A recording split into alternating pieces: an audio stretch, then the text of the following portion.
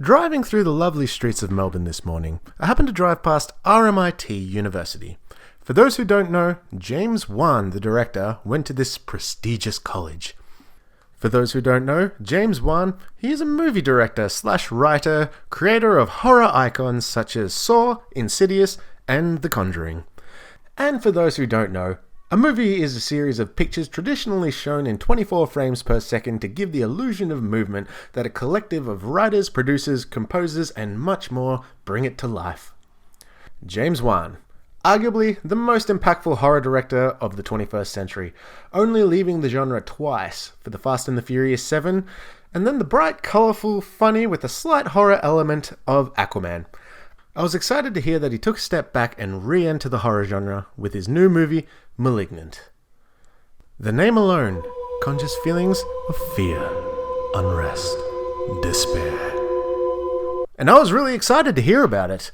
The trailer showed a dark film which had some of his iconic imagery, and given his previous work, he had me overflowing with intrigue.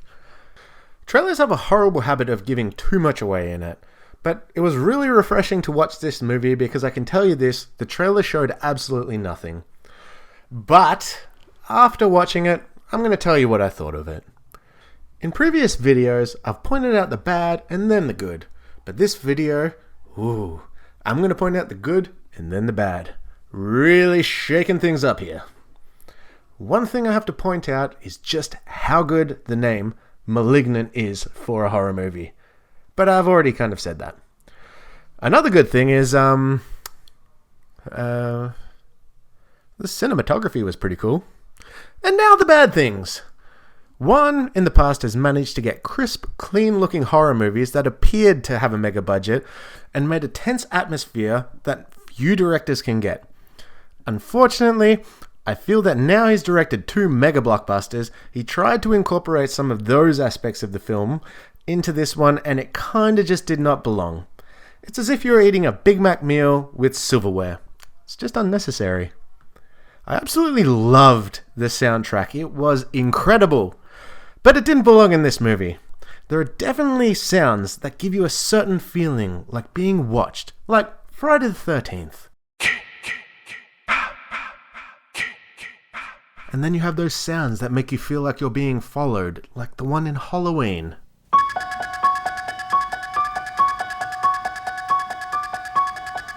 You can look to the past for inspiration for music. This is why several years ago, me and my mate came up with this. We took it from there and we made it our own.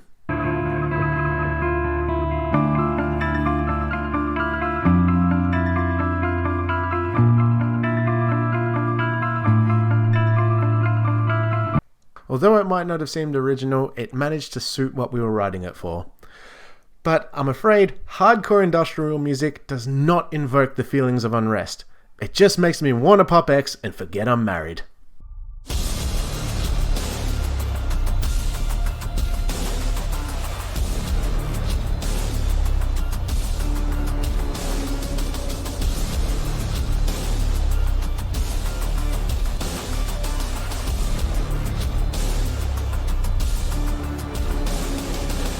If you look at the Slender Man, he has freakishly long limbs and his faceless face. Whilst being so properly dressed, it's creepy but familiar, which was used to lure children away into a dark forest. It's a terrifying image. But the dude could have just hired a van, get in an overcoat, and have a bag of candy. It could have just been that easy. And now look at Samara coming out of the TV. She's crawling on all fours. It's inhumanly. I fucking hate that transparent skin and inhuman movements. Fuck you, Samara. But the baddie in this movie, Gabriel, I'm going to give some spoilers away, so if you don't want to know, I don't care. You find the reveal of the bad guy. He was actually a tumor, or a conjoined twin that they cut out of her, but they weren't able to completely get rid of him, so they concealed him in her skull. I am not making this up. Only to burst out of the back of her head and take control of her. And in doing so, everything Gabriel does is using her body, but backwards. He runs backwards, he walks backwards, and he climbs backwards. Now, the idea of having a person contorting and moving in reverse does sound creepy, but I just found myself laughing every time that was actually happening. There definitely was an opportunity to make this guy scary, but I hate to say it, the movie just did not deliver on it.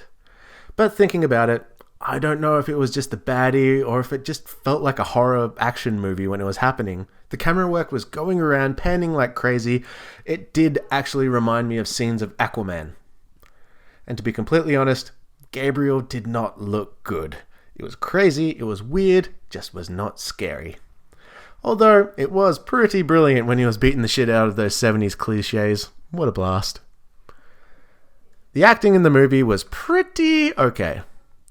But the dialogue had its moments where you just scratched your head and go, huh?